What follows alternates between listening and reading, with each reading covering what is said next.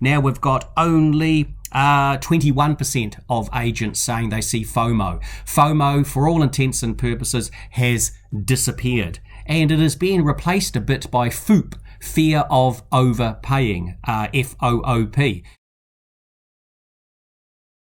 Well, hello again, everybody, from down in Wanaka this time. This is pretty much the first talk or physical presentation I'm going to be giving to everybody in about 5 months, and who knows, maybe it's the only one for the next few weeks as well.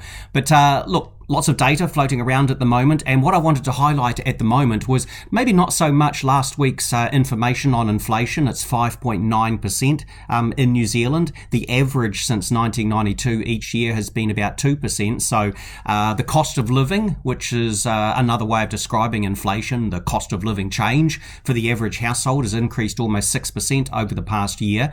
And with wages not keeping up, that is the sort of thing that can take some of the strength out of the property market, out of buying things more generally out there. And a lot of people are going to be focusing on that, but of course what we focus on here is more what's happening specifically with the housing market, interest rates and that sort of thing. And what I can say is that for the entire period that I've been running my various monthly surveys, the first one from back in April 2020 of real estate agents, we have, in my terms at least, officially shifted into it being now a buyer's market.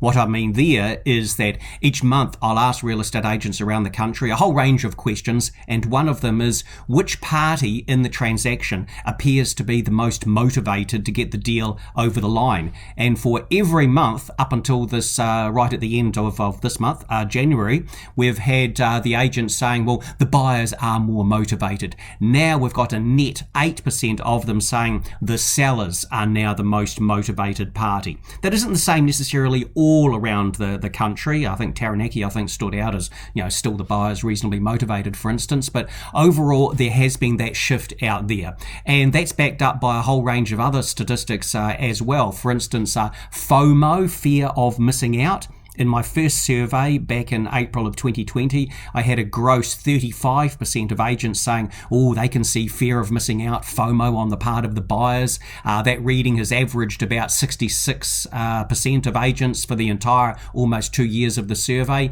Now we've got only 21% of agents saying they see FOMO. FOMO, for all intents and purposes, has disappeared. And it is being replaced a bit by FOOP, fear of overpaying, FOOP. And what you've got is about 41% of agents saying the main concern they see on the part of potential buyers is worries that house prices might fall. I don't give that a big rating. Certainly overall, agents do feel prices are declining a bit at the moment, and we already have in hand data from the REINZ showing on average prices fell by 1% in December.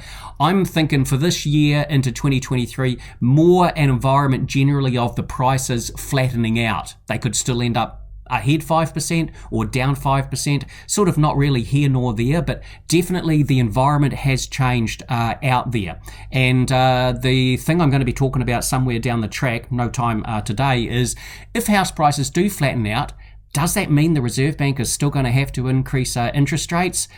Yes, and of course the reason is inflation's 5.9%, and that's the sort of thing they need to get back to 2%. So I'm going to talk about that somewhere down the track, hopefully next week if I can remember. But overall, just realise we have now shifted toward it being a buyer's market, more listings around. If you are in the market for a property, time is increasingly on your side. All you've got to do is get the finance. Good luck. Cheers.